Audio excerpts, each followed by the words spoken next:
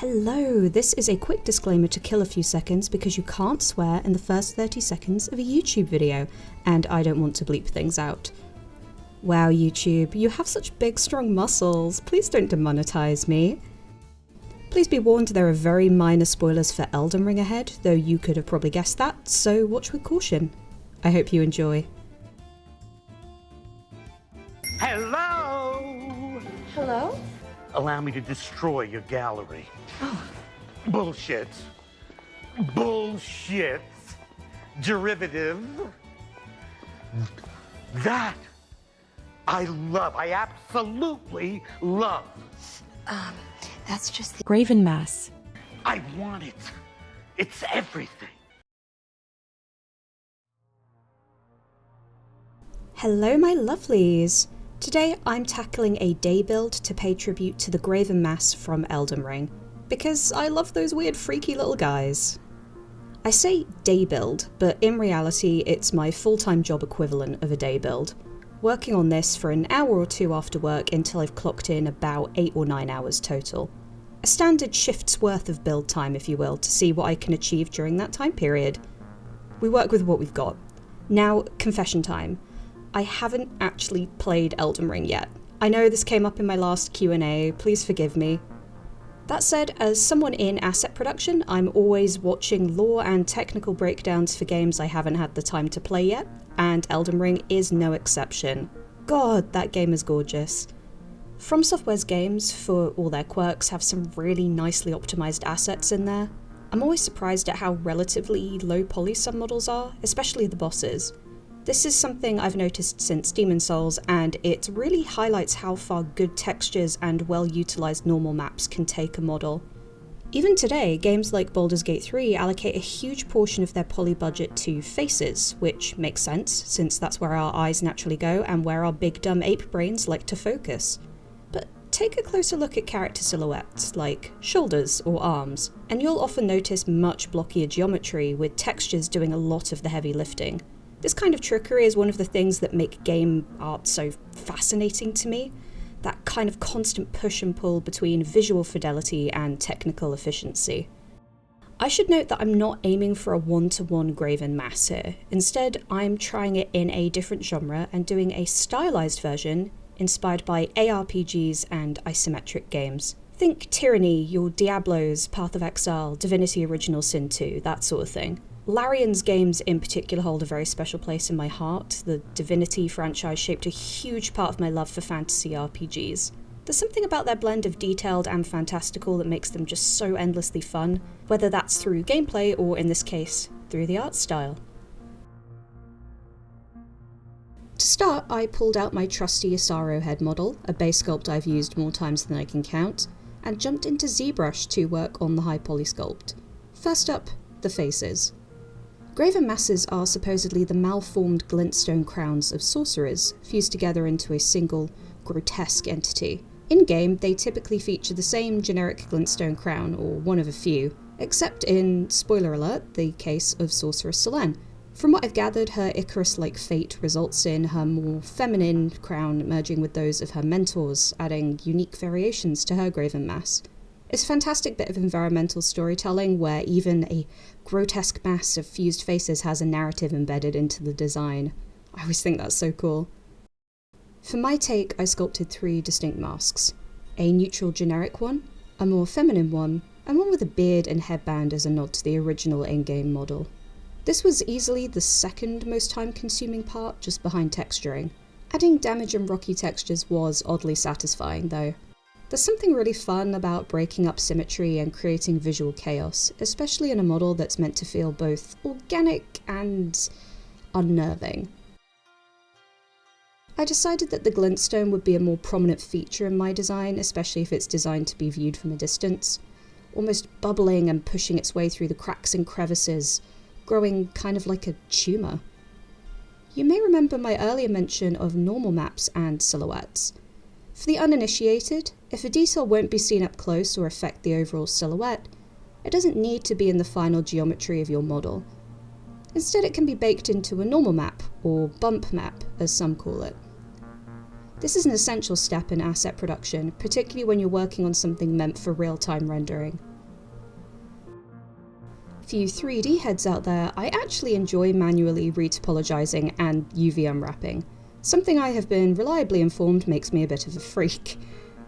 There's a strange satisfaction in cleaning up a mesh, making sure it's tidy and efficient, and knowing that it will look good and still perform well in engine. I love plugging in a playlist and just kind of vibing for a couple of hours while I work on it. That said, I didn't give myself a ton of time for this build, so I opted for decimation and good old Z-remesher to get the model down to size. I wanted as much time as possible to just play around and have fun with the textures. I then took it into Maya for some cleanup and to double check for any non-manifold geometry or other errors. Instead of a particularly neat or tidy UV unwrap, which hurt my brain immensely and dealt me psychic damage, I instead just opted to slit the model up the back, as one might unwrap a head model or something like that. One goal with these day build projects is to focus on efficiency rather than perfection. As someone prone to obsessing over technical specs, it's a great exercise in kind of reminding myself that a functioning asset is better than no asset getting finished. Bits of inefficiency are fine in small measured quantities. In my personal opinion, asset production is less about never cutting corners, but rather knowing when you can cut corners effectively. Getting out of your own head is often the hardest part of making any art. A common misconception is that software like Substance Painter, which I'm using here, does all the work for you. In reality, there's still a ton of layering, detailing, and tweaking involved. Even in realistic or semi-realistic games, parts like hand-painted elements still play a huge role. You'd be surprised how much you can trick the eye with just a bit of shading. Old-school games like League of Legends and World of Warcraft have been using this trick for years to amazing effect. For my Graven Mass, I added extra dirt, creases, and a custom smart material for the glintstone peeking through, modified from one made to simulate jade. Then I decided to go extra. I hand-painted individual details in black using a charcoal texture brush on every single face. This is by far the most time-consuming part, but totally worth it. It not only added a lot of extra pop, but also helped differentiate the faces, preventing them from looking too repetitive and samey. I feel it gave them each a bit more personality. Luckily for me, for the white highlight sections, I was able to modify an existing dirt mask over a white layer. Then it was just a matter of tweaking both the black and white layers' opacity levels until I was happy with the result.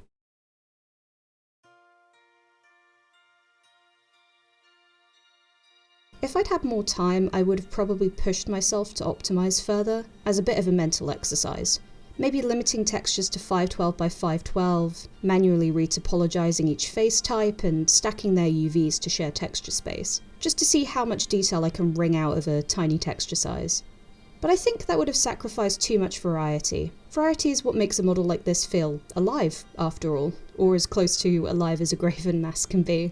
Repetition is the enemy of believability, even in something as inherently bizarre as a pile of fused sorcerer heads.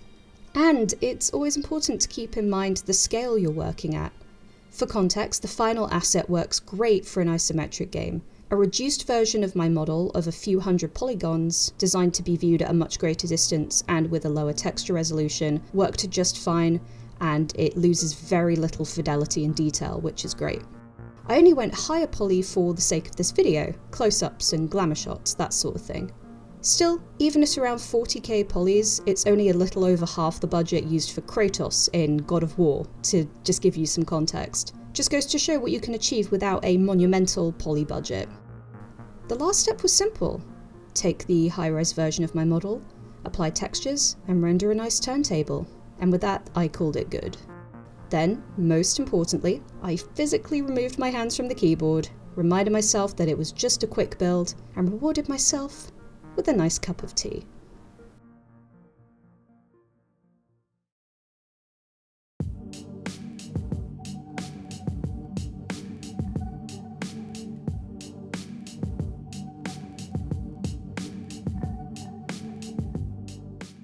And that is it. I had a great time with this one, and it feels good to finally get some of the 3D I do in my free time up on the channel. The names you see on screen right now are my Patreon supporters, who are a gorgeous fused mass of very cool people who roll around in a ball. They help support what I do, get access to exclusive parts of the public Discord, get behind the scenes peeks, high quality images from my videos, and their name in the credits. If you'd like to join them in their Graven Mass sphere, then consider checking out the link in the description. Please do let me know what you think. Would you like to see more day builds like this? More 3D? What's a game asset you'd love to see tackled in a stylized format? What do you think about Elden Ring and their designs? Please do drop your thoughts in the comments if you have the time. And speaking of time, my dear friends, I will hopefully see all of you next time.